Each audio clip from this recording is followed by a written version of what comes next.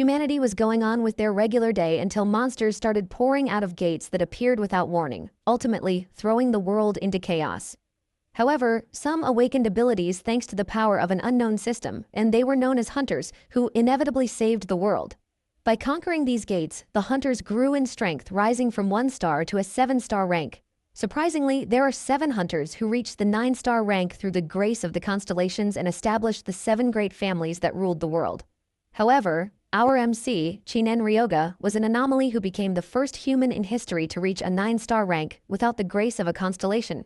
This didn't sit well with the 7 great families, and the constellations decided that his existence risked bringing about the collapse of the world order. Because of this, they tracked him down to a burning city to kill him. One of the 7 great families made an appearance, resulting in a deadly battle that even cost our guy his right arm. He is sent to his knees while watching his opponent, a dude named Dimitri, sit in front of him to mock him. Apparently, Dimitri is also a 9-star rank hunter, and he is the incarnation of Odin, the Mage King. Ryoga is forced to ask him why he is trying to kill him. He wants to know if it is because he doesn't have the grace of a constellation, or if it is because he refused to serve under the 7 great families. Dimitri tells him that he can just say it is both. Dimitri mentions that the constellations want him dead, so there is little to nothing he can do about this. He mentions that it's going to be weird if someone can grow strong without the constellations.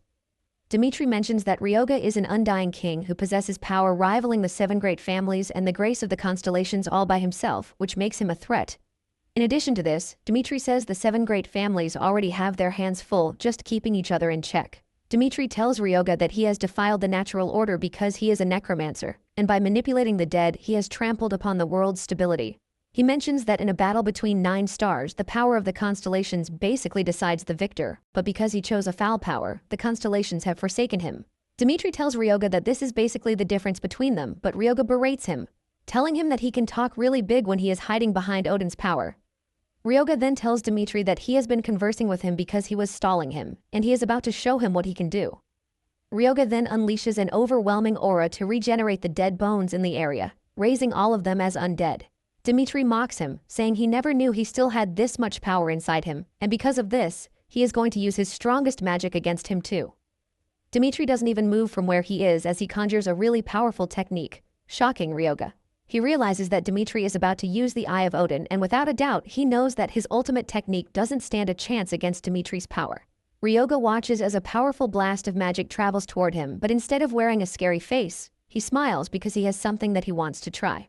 Dimitri is surprised that he is laughing, and he notices that there is a weird item in Ryoga's hand.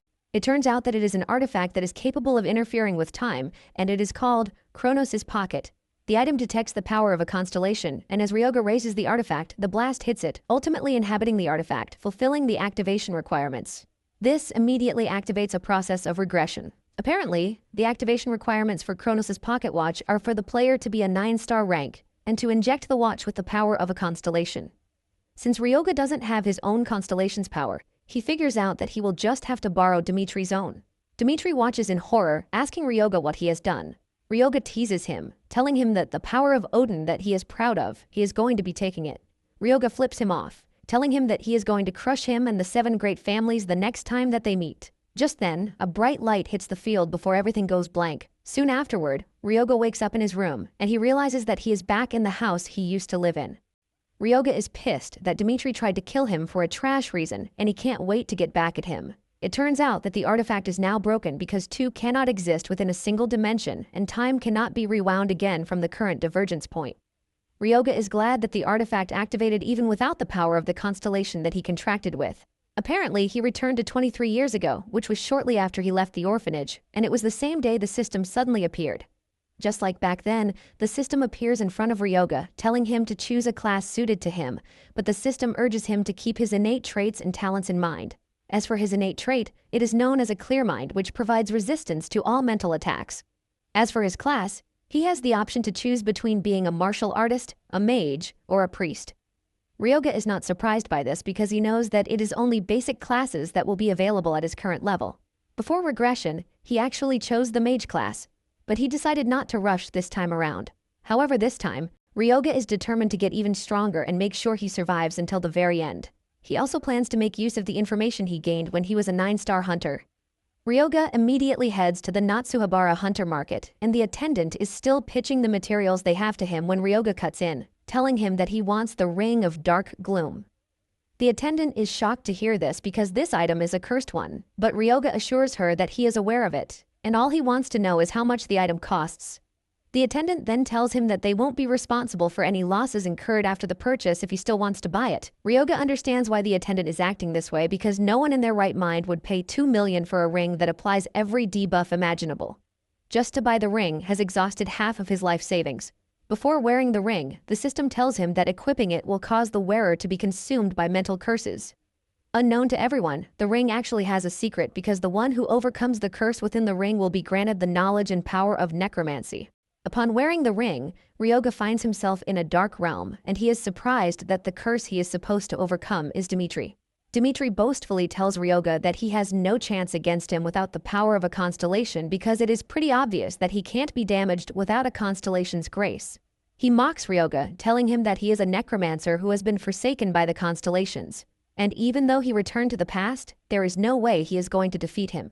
He fires off an energy blast from his finger toward Ryoga, but Ryoga simply activates his clear mind technique, ultimately blocking Dimitri's attack.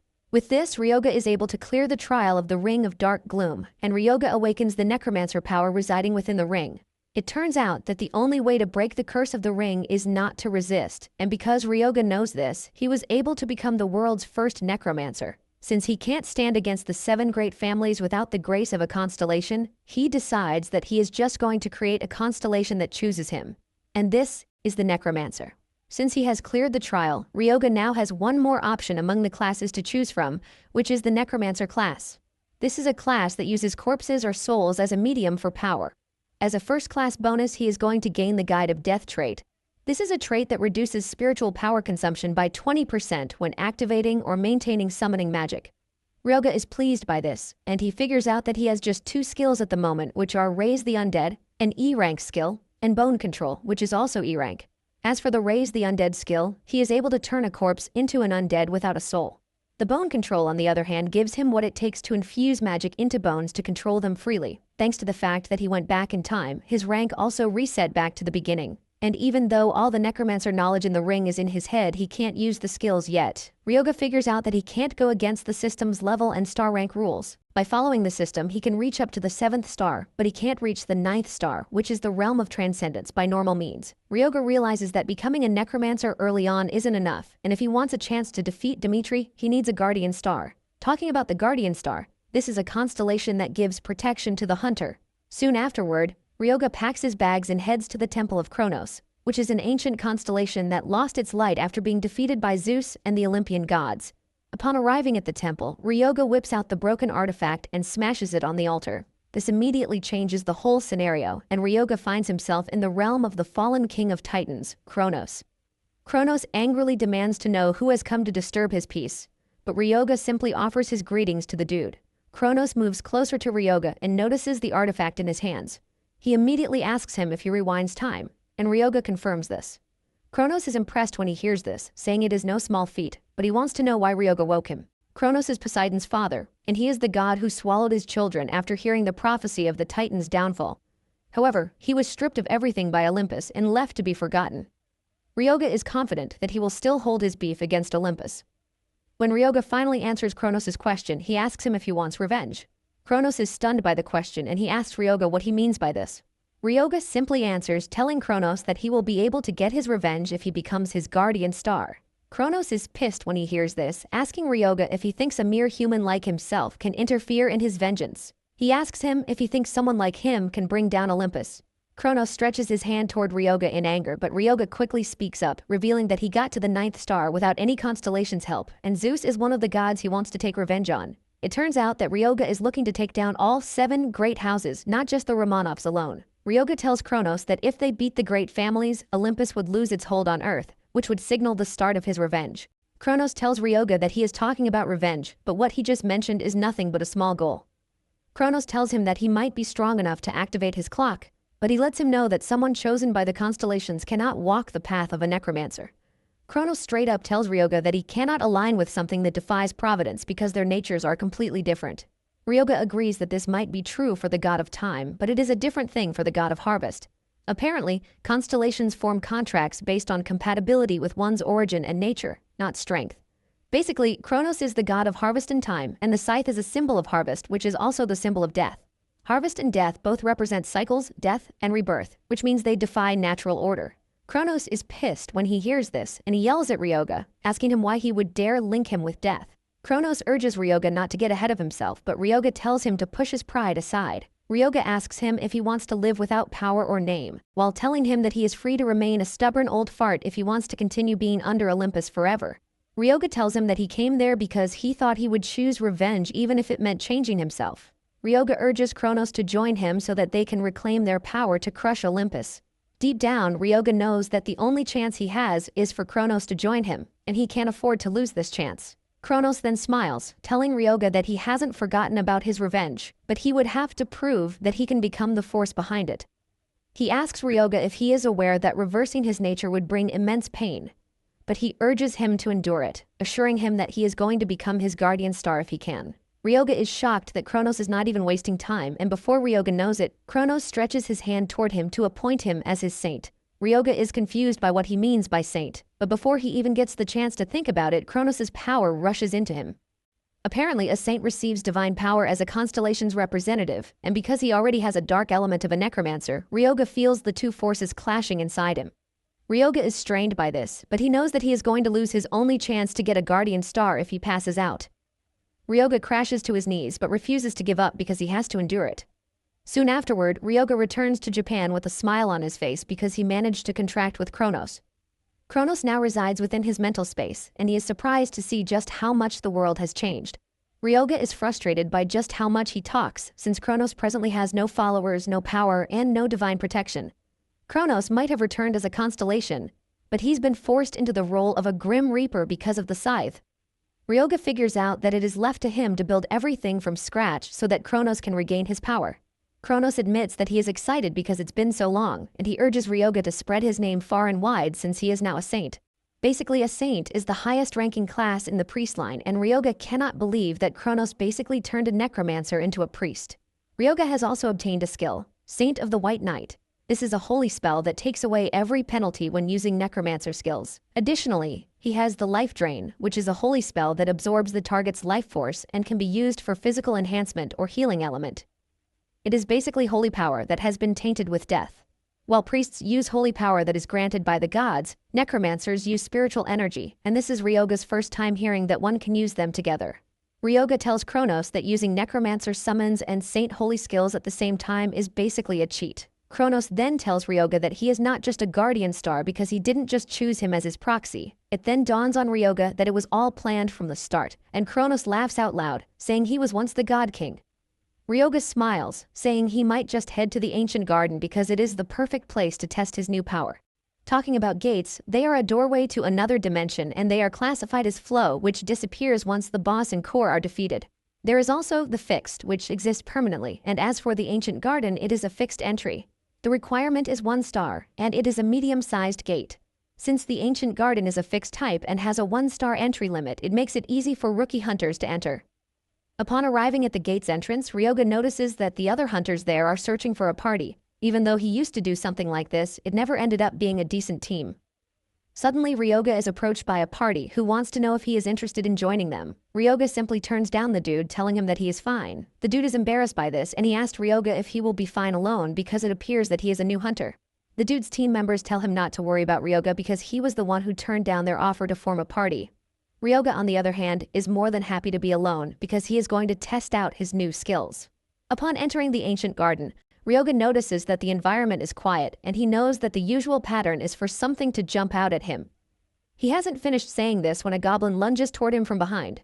Ryoga easily dodges the goblin's strike, leaving the monster open. Ryoga then grabs it by the neck, thanking it for going out of his way to get killed. Ryoga activates his inherent trait, the White Knight, thus converting spiritual power into holy power. He also adds the Life Drain to absorb the goblin's vitality. The goblin screams in horror as its vitality leaves its body, and Ryoga realizes that the sensation of using holy power and spiritual power is quite similar. Moments later, Ryoga is done absorbing the monster's vitality, and he drops it on the ground.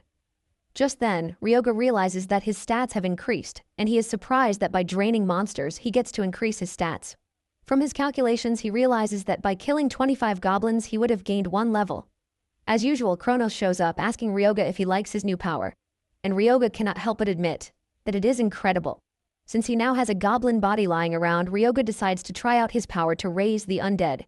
He uses his familiar command word, and without any problem, the goblin rises up. He's informed that because the zombie's completion level is high, the goblin's stats have increased by 97.2%. The goblin is rated 1 star, and Ryoga figures out that it can help do the work of 1 person in the ancient garden. Just then, 3 more zombies emerge in the distance, and Ryoga decides to use them as test subjects. He unleashes his zombie goblin on the trio, and it grabs one of the goblins. It pushes it to the ground while biting down on its neck. One of the goblins slashes the goblin on the back, but to their surprise, this doesn't affect the undead goblin. Ryoga mocks the other zombies, telling them that their comrade is now an undead, and it is not going to die, even if they strike its vitals. Ryoga immediately grabs one of the goblins from behind and drains its vitals. Ryoga then tries his life drain on the dead goblin that the undead goblin killed. Surprisingly, it works, and Ryoga smiles because he realizes that it works on a wide range of tolerance. Since this is the case, Ryoga decides to pick up the speed. Apparently, there is a statement passed down among necromancers that as long as one manages to defeat the first one, the goal is as good as half achieved. In other words, creating the first undead is the most difficult part, and once one clears that hurdle, everything becomes much easier. In no time, Ryoga already has 4 undead goblins in his army, and he unleashes them on the other goblins that he comes across. A fierce battle ensues between them, and one of the normal goblins plunges its knife into an undead goblin, and it freaks out when it realizes that this does nothing to take it down. Kronos is not entirely pleased with the status of the battle, and he asks Ryoga if he is going to bring some dignity to the fight. But Ryoga tells him to get used to the scenario because this is how a necromancer fights. Not long after this, Ryoga is informed that he has reached the maximum limit of controllable undead, which is 20 undead. As the battle continues, 3 goblins decide that running is better than fighting. But a fiery arrow suddenly appears out of nowhere, killing the normal goblins. Ryoga immediately orders his undead goblins to halt, and he tells whoever is hiding out there to step out. The trio, who had approached him earlier in an attempt to form a party with him, steps out, and Ryoga immediately confirms that he knows them from somewhere. Apparently, they are the twin shadow hunters, and Ryoga's expression changes to a cold expression when he remembers this. Apparently, they were once sent to assassinate him before regression. The twin shadow hunters, Yuma and Yuka Rendo, were renowned as fraternal twin hunters. Ryoga remembers that they were a pain to deal with back then, but at the moment, they don't look strong. Ryoga is not entirely surprised because they are still 1-star hunters. However, he knows that there were only 2 back then, and the last dude appears to be a new member. Kronos tells Ryoga that it is a good option to take out future enemies ahead of time. But Ryoga is not entirely on board with this because he knows that the 2 only took an assassination request, not that they had a personal beef with him. Yuma then asks Ryoga if he is the one controlling the zombie, and Ryoga understands their confusion and shock because the necromancer class is not yet widely known until a bit later. Ryoga answers the question, saying it is his summon, and Ryoga figures out that he needs people to act as baggage carriers for him, so the group actually fits the part. In addition, he believes that their main reason for becoming hunters is for the money. Ryoga then asks them if they are willing to work with him, and Yuma is confused by the question. Ryoga tells him that he wants to leave the Magic Stone gathering to the party, telling them that the split will be 80-20. He reveals that he is going to defeat the enemies so that the trio can make easy money. After hearing the offer, Yuma and his friends turn around to have a discussion about the offer. Yuka tells Yuma that they can't trust Ryoga, and the third guy agrees with her because he has never heard of a hunter who summons zombies. After minutes of serious discussion that feels like forever, Yuma finally turns around, telling Ryoga that they are going to do it. However, he wants the split to be a 50-50 split. Ryoga simply tells him that the best he can do is a 70-30 split, and if they are not interested, they can leave. Yuma has no choice but to accept, and the third guy, Haibara, tries to call Yuma back on his decision. However, Yuma tells him to stop being a wimp, revealing that Ryoga would have killed them if he wanted to. Yuma can see just how confident Ryoga is because he entered the gate without any equipment. He is pretty sure that they are going to earn money if they follow him. Soon afterward, the trio is already exhausted after working so hard in gathering mana stones because Ryoga is not even slowing down. They have managed to gather a mountain of mana stones in no time, and Yuma is left stunned because even though he knew that Ryoga wasn't ordinary, he didn't expect that it was up to that extent. While they are trying to catch their breath, Ryoga is still busy killing the goblins, waiting for the team to come pick up the mana stones. Yuma nervously suggests that they take a break, but Ryoga just continues to create more goblin corpses for them. At this point, the trio admits that Ryoga is no human. Sometime later, Ryoga decides to check out his status since they have cleared out a bunch of goblins.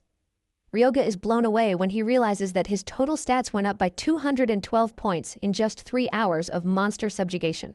Ryoga is pleased that he has the life drain because of how efficient it is, and has made his specs on par with a level 4. Ryoga then decides that it is time for him to go after the boss since his stats have gone up. Moments later he arrives at the boss's domain where he finds it sitting on the throne with the guards surrounding him. The Goblin King taunts Ryoga, telling him that he has walked into his death, but Ryoga claps back, saying he is basically an idiot who thinks he is the king of the hill. Yuka calls Ryoga back, saying the Goblin Shaman is the boss of the south, and it might be good if they don't provoke him.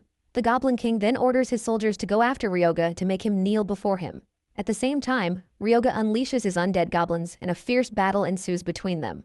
One of the undead goblins gets cut down, but Ryoga simply replaces it by raising another dead goblin. Yuma is left in shock because they are outnumbered, but Ryoga is simply turning the corpses into his summons. Just then, the Goblin King stands up and raises his bone staff while chanting some weird incantations. This then raises other bone staffs that send a wave of valor into the goblins. Their eyes turn red like maniacs, and the Goblin King tells Ryoga that his totem debuffs enemies and buffs his allies. He hasn't finished saying this when one of the undead goblins grabs one of his bone staffs and breaks it in two. Ryoga mocks him, asking him what he was saying. The undead goblins then go after the totems, destroying them to ruin whatever plan the Goblin King has. The Goblin King starts to tremble and he angrily raises his staff again in frustration. He activates a new curse, which is known as the Curse of Madness. This unleashes a strong presence that even scares Yuma and his party members. Apparently, this is a curse that increases the goblin's strength by 50%. The goblins under the king's command get the upper hand and start to decimate the undead goblins, reducing their numbers at an alarming rate. In no time, the undead goblins have been reduced to 8, and Ryoga realizes that the staff was the Goblin King's trump card from the start. The king starts making fun of Ryoga while revealing that the staff he is holding is a bone staff imbued with the grudges of goblins. Suddenly, Ryoga asks the king if the staff is made of bone, while telling him that he just handed him an easy win. Without hesitation, Ryoga activates the bone control skill and directs it toward the king's staff.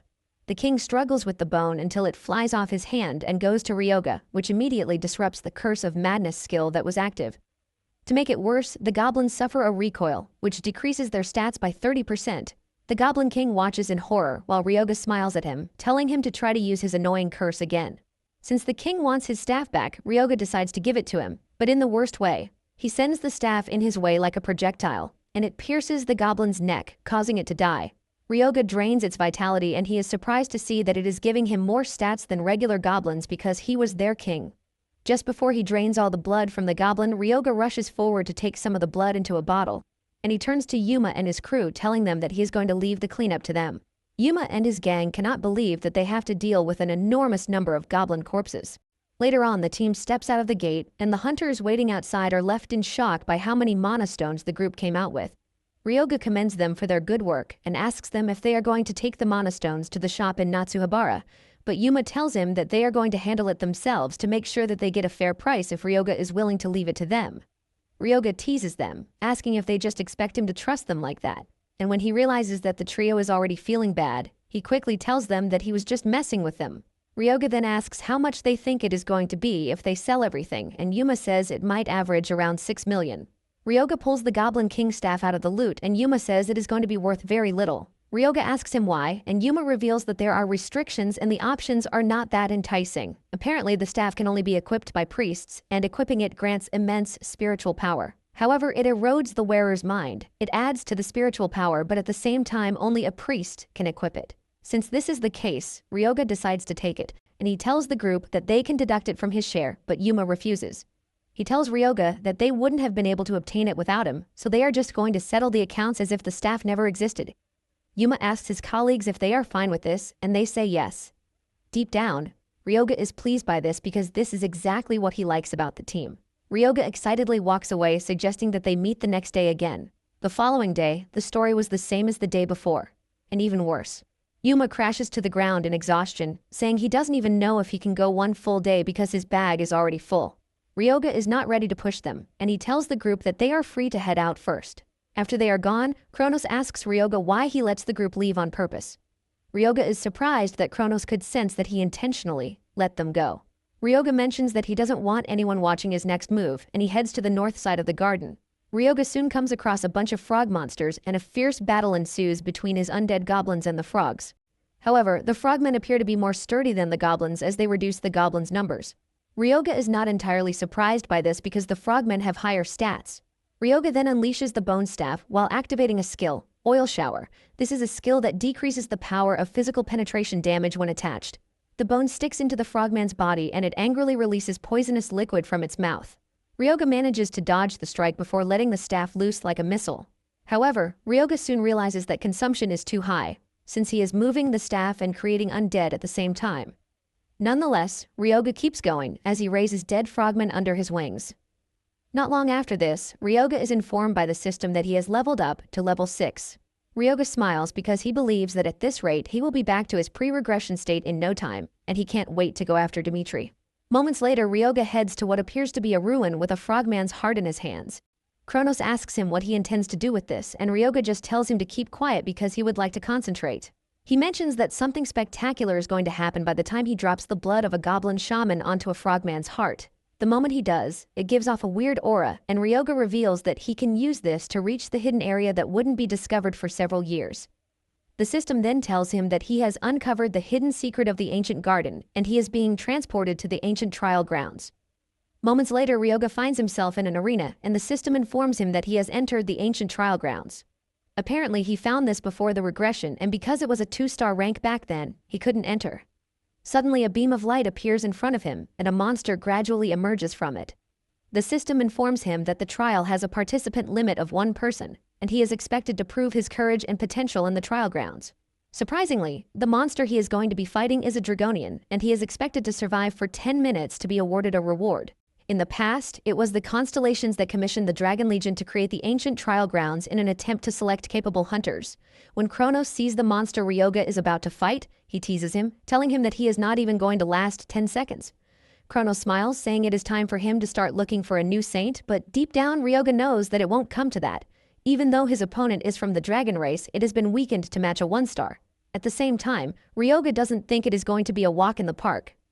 Just as the Dragonian is about to attack, Ryoga tells it to wait because he wants to run a quick modification on his undead frogmen.